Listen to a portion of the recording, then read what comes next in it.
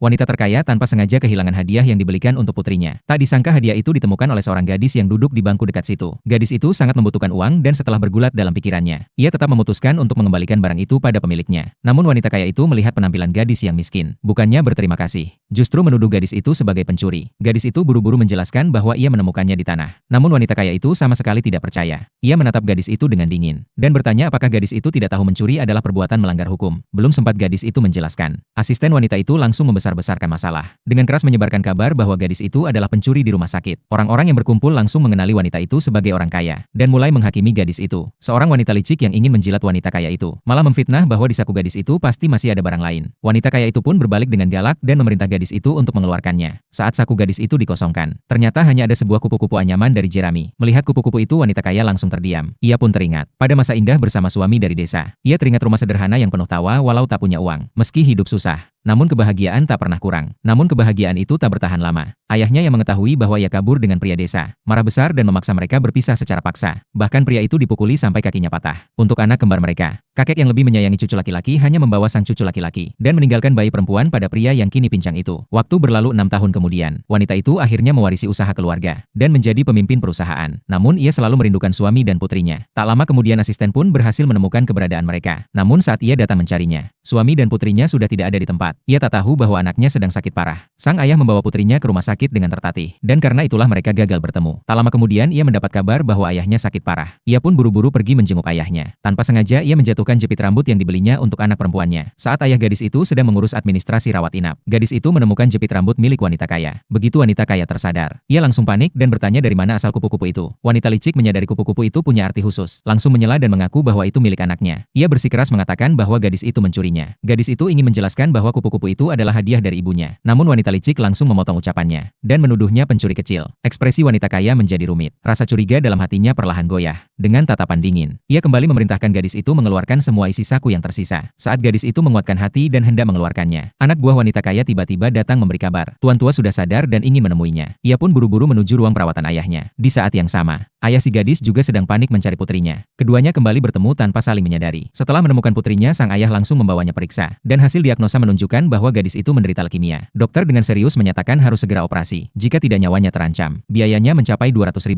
Mendengar hal itu, gadis yang pengertian menahan air mata dan berkata tidak usah diobati. Namun sang ayah tentu tidak akan menyerah menyelamatkan putrinya. Ia memutuskan menjual rumah leluhur untuk biaya pengobatan. Sementara itu, gadis itu berjalan sambil membawa lukisannya. Dan tanpa sengaja bertemu ayah wanita kaya itu. Melihat lukisan itu, tuan tua tak bisa menahan pujian bahwa lukisan itu sangat bagus. Ia bahkan bilang lukisan itu mirip dengan gayanya.